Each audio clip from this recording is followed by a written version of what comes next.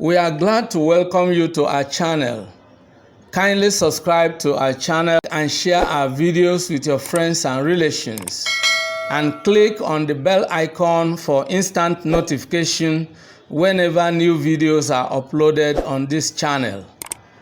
Rest assured that we are going to have a very exciting and inspiring discussion. Let's dive into the lesson right away. Hello friends, welcome to today's lesson on how best to learn appositive and adjective clauses.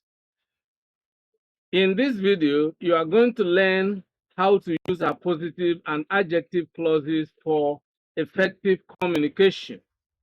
First, we are going to explore the differences between these two types of dependent clauses. By the end of this video, you will have a clear understanding of what makes each type of clause unique and how to use them effectively in your writing. Let's dive right in. Let's begin with the appositive clauses. First, you may want to ask what exactly is an appositive clause.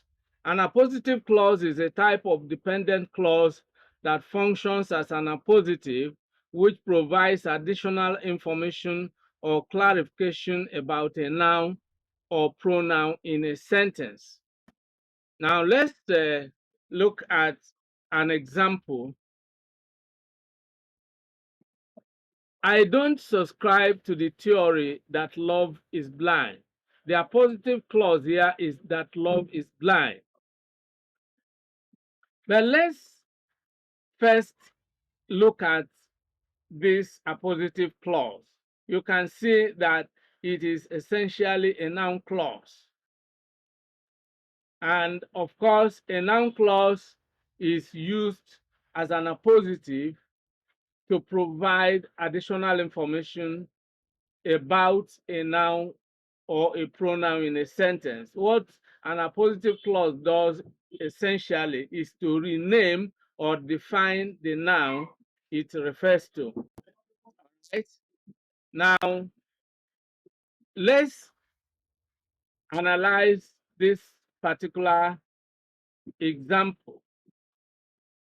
Okay? Here, the noun clause that love is blind acts as the appositive to the noun theory. It clarifies the specific theory that the speaker doesn't subscribe to. I don't subscribe to the theory. What is the theory? That love is blind. Okay. Now, the second example, her belief that honesty is the best policy guides her actions. So, in this sentence, the noun clause that honesty is the best policy functions as the appositive to the noun belief. It explains the content of the belief held by the subject. Her belief, which, her belief, and then you want to know what exactly is the belief you are talking about. That honesty is the best policy. So what an appositive clause does is that it clarifies the noun or the pronoun it is referring to. So when you say her belief guides her actions and you omit this appositive clause, the listener may want to ask, what is her belief, or what type of belief guides her actions? What is her belief? What exactly is that her belief that guides her action? That honesty is the best policy. Now, one thing you need to understand, or to confirm that this is actually a noun clause, is that you can turn it into a complement. For example, you can say her belief is that honesty is the best policy. So if you add is between the noun and the appositive, then the appositive clause then becomes a noun clause that functions as a complement. A complement describes the subject. The subject is her belief. What is her belief? If you say her belief is, you put a dash, what should be there is the complement. And so an appositive uh, follows the noun or the pronoun it clarifies without the use of a linking verb. But when you put a linking verb, then you have a complement. Her belief is that honesty is the best policy, and that is what guides her action. Now, when you want to use an appositive, you remove the linking verb and you say, her belief that honesty is the best policy guides her actions. Okay? So that is exactly how to identify an appositive clause. So let's now move on to the next examples. Let's look at some other examples.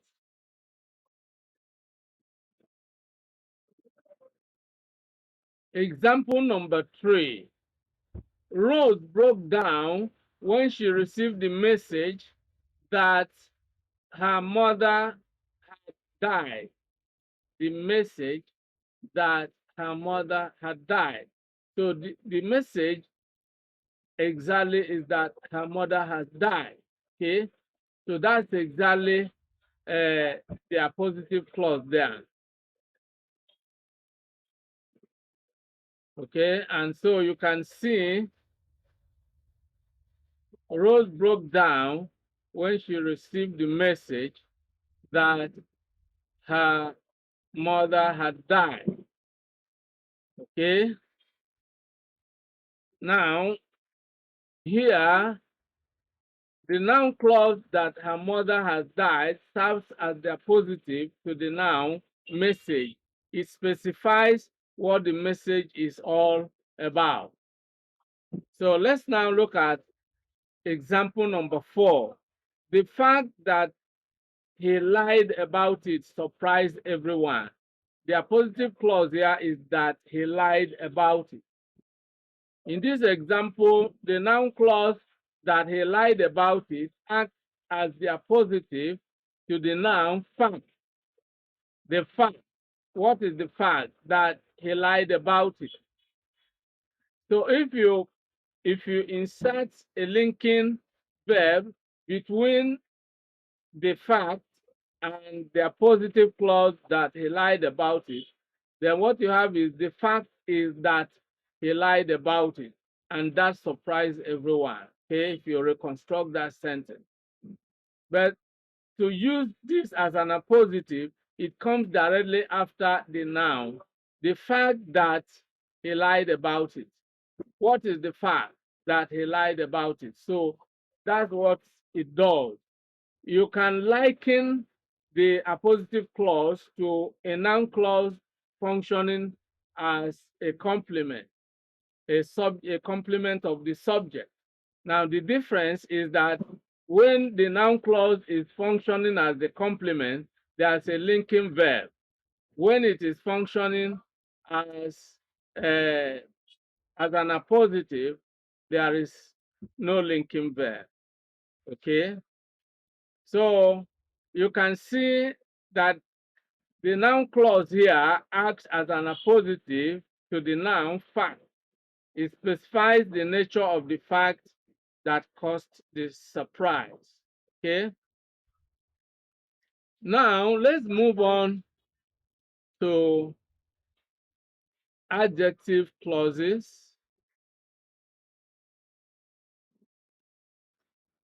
Okay, now an adjective clause is a dependent clause that functions as an adjective by modifying a noun or a pronoun. Unlike appositive clauses, adjective clauses are usually meant to modify. You know, an adjective clause does the work of an adjective in a sentence. What does an adjective do? An adjective describes or modifies a noun. And so an adjective clause does the work of an adjective. Adjective clauses are usually introduced by relative pronouns like who, whom, whose, which, or that. So you can call them relative clauses as well. Now let's look at some examples. Example number one, I don't subscribe to any theory that justifies being blind. Any theory that justifies being blind. Okay, so here in this example, the adjective clause that justifies being blind modifies the noun theory. It provides crucial information by specifying what type of theory we are talking about. Now, an adjective clause provides answer to the question which type or which one. I don't subscribe to any theory. You know, what type of theory that justifies being blind. Okay. Now let's take the second example. I believe which places high premium on honesty guides her actions. Her belief, which belief, you know, belief which places high premium on honesty. Okay.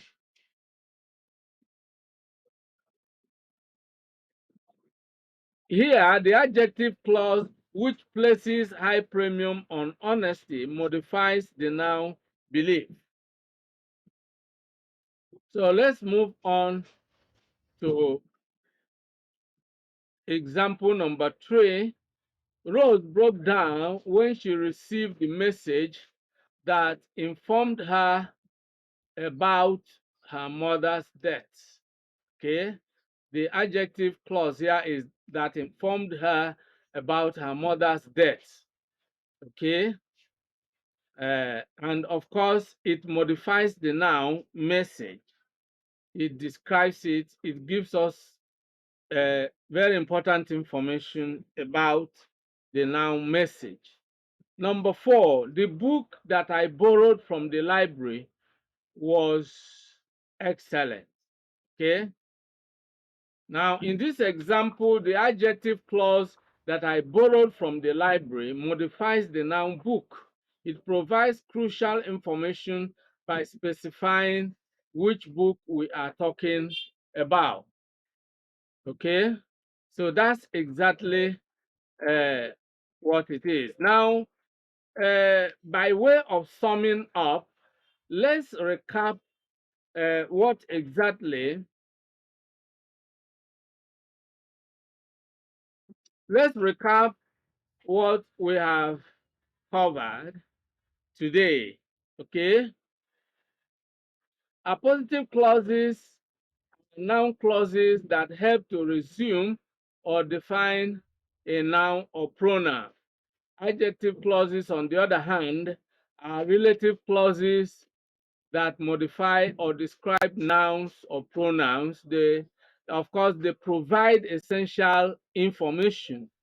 They are introduced by relative pronouns and are not separated by commas in some cases. Okay, so congratulations, learners. You've successfully learned the differences between appositive clauses and adjective clauses.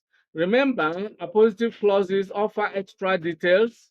Okay, and as you continue to develop your writing skills, understanding the distinction between appositive clauses and adjective clauses will, of course, help you to add clarity and precision to your sentences. Okay, so remember that the choice between appositive clauses and adjective clauses depends on the level of importance and necessity of the information you want to convey. Of course, that's exactly what you ought to know. And this brings us to the end of today's lesson. If you have any questions, comments, or suggestions, kindly leave them in the comment section below. See you in the next class. Many thanks for watching today's video. A big thank you to all of you out there for being part of today's episode. I hope you enjoyed the video. If you did, kindly subscribe to this channel. Subscribe now as a way of giving us support. For notification about new videos, click on the bell icon. You will find the bell icon. Click on it so that whenever a new video is uploaded, you will be instantly notified. If you have actually enjoyed the video, like and share the video with your friends and relatives. This is very important. If you have any comments, leave your comments below. Any questions, any suggestions, we would gladly receive them and respond promptly and positively to them. See you in the next video. I look forward to always seeing you in the new video.